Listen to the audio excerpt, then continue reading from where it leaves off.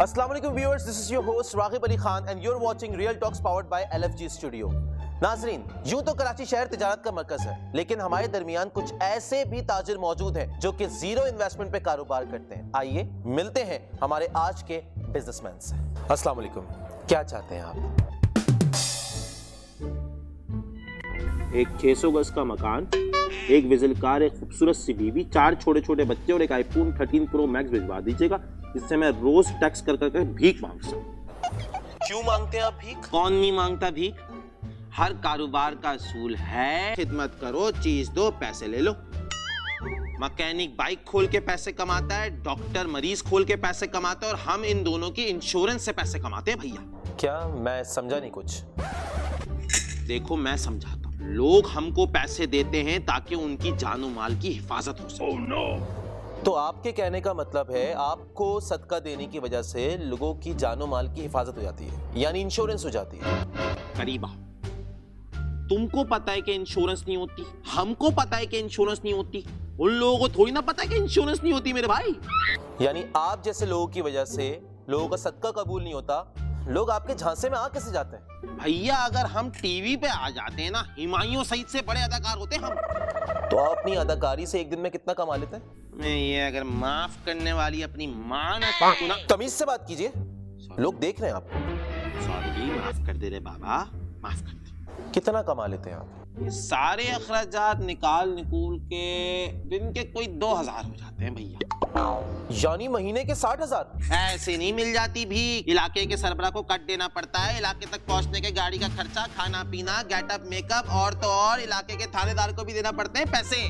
तो आप मुकम्मल तौर पे इस काम को अपना पेशा समझते हैं? भैया, यही हमारा पेशा है और यही हमारा कारोबार। ये कैसा कारोबार जो जीरो इन्वेस्टमेंट पे? कौन सी जीरो इन्वेस्टमेंट? ऐसी नहीं मिल जाती भीख भैया। 2-3 साल की ट्रेनिंग लेना पड़ती है, ऐसी कोई रात चलते भीख नहीं दे देता। लंगड़ा है तो बैसाखी का खर्चा, अगर अंधा है तो चश्मे की इन्वेस्टमेंट होती है, ऐसे नहीं आ जाते चश्मे भैया। पैसे खर्च करना पड़ते हैं, यही तो है हमारी इन्वेस्टमेंट। बच्चा विद कोको आपको नजर आता है, वो कहाँ से आते हैं? बच्चा विद गुड़िया आता है, वो कहाँ से आते हैं? वाइपर लेके बच्चे तो शीशे साफ करते हैं, वो कहाँ से आते हैं? इन सब पे इन्वेस्टमेंट होती है भाई, यूं ही नहीं मिल जाती भीख। पूरे दिन रात सड़कों पे फिरना पड़ता है, रंग जलाना पड़ता है, हर वक्त किरदार में ढलना पड़ता है भाई। तुम्हें ये आसान लगता है ये सब कुछ है भाई?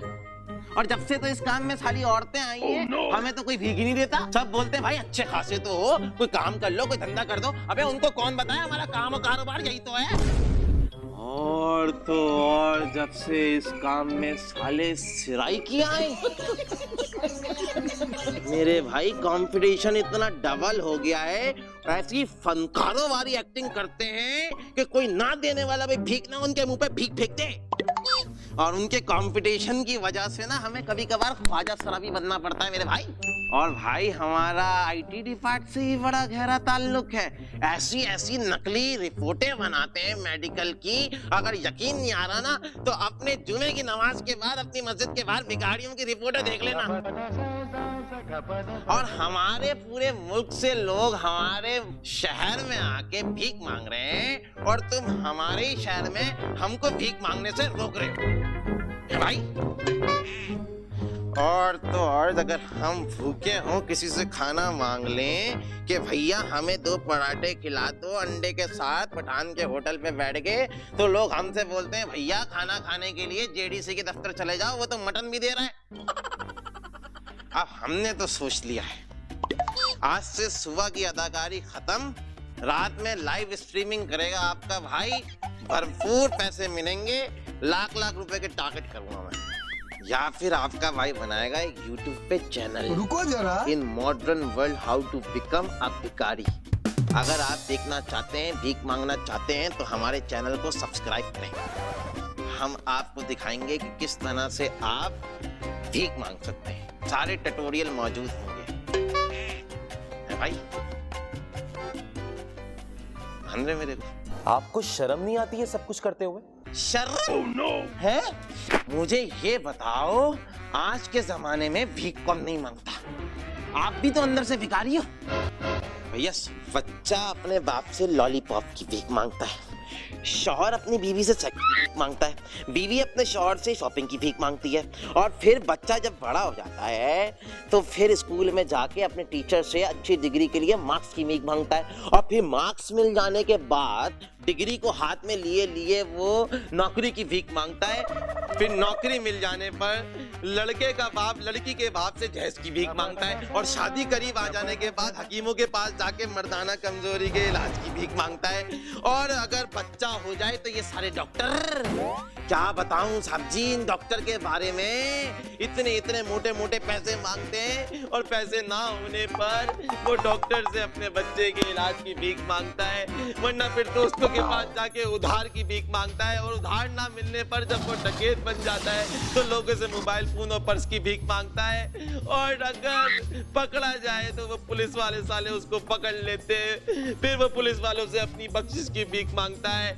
और पुलिस वाले साले उससे अपने कमीशन की भीख मांगते हैं, और अगर वो छूट जाए तो वो सियासतदान बन जाता है, फिर आवाम के पास जाके वोट की भीख मांगता है, और अगर वो जीत जाए इलेक्शन तो फिर IMF से जाके लोन की भीख मांगता है, और इस तरह पूरे मुल्क को भिखारी बना देता है, और आप कह रहे हो कि भीख कोई नहीं मांगता।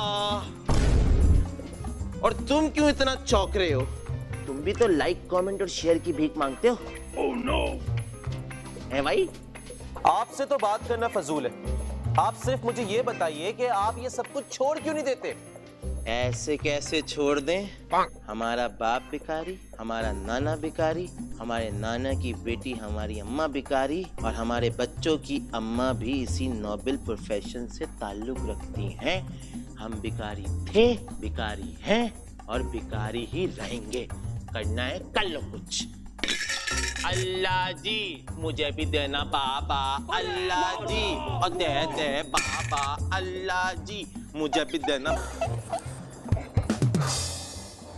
नाजरीन, ये तो भीख मांगना नहीं छोड़ेंगे, लेकिन इनकी वजह से काफी हकदारों को उनका हक नहीं मिल पाता। तो सबसे पहले मदद करते वक्त अपने पड़ोसी, अपने रिश्तेदारों, अपने दोस्तों, अपने सोशल सर्कल के लोगों में ढूंढें जो सफेद पोश हैं, जो कि आपसे मांगते नहीं हैं, लेकिन हमें उनकी मदद पहले करना चाहिए, ना कि हम इनको दे के खुद को इंशोर्ट करने की कोशिश करें। सो इसके साथ साथ दीजिए अपने मेजबान रागिब खान को इजाजत, दुआओं में याद रखने की दरख्वास्त। अल्लाह हाफिज नासिर, खुदा करे इस अर्ज़ पाक पे उतरे वो फसल गुल जिसे अंदेशा ज़वाल ना हो। फिर मिलते हैं नेक्स्ट एपिसोड में नेक्स्ट कैरेक्टर के साथ।